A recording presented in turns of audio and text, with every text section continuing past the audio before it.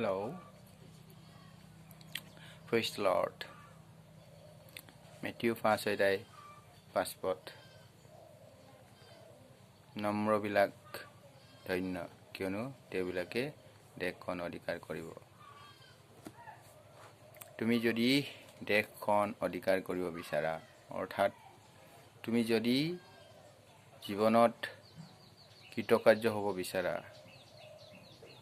ভাল ব্যক্তি হ'ব বিচাৰা, তেন্তে নম্ৰ হোৱাটো অতিকে প্ৰয়োজন। কিয়নো নম্ৰ হ'লে সকলোৰে আদৰ হ'ব।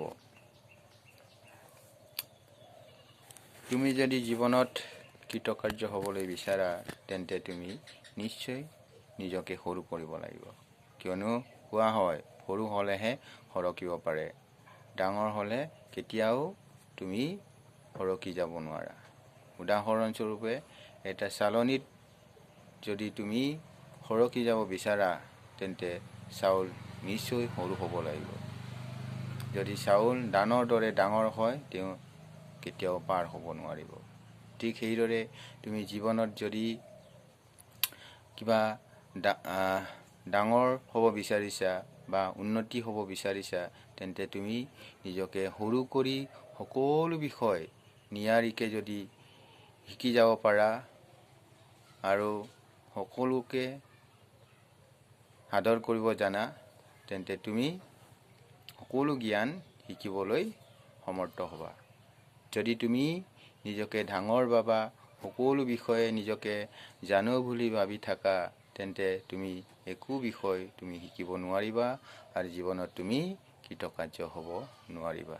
সেয়েহে যদি তুমি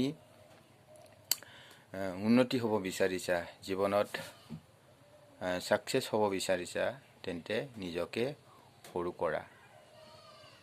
যেতিয়া তুমি নিজকে সৰু কৰিবা, সকলো বিষয় তুমি নম্ৰভাৱে সকলোৰে পৰা শিকিবলৈ চেষ্টা কৰা আৰু শিকি যোৱা, তেন্তে তুমি ছাকচেছ হোৱাটো অনিবাৰ্য।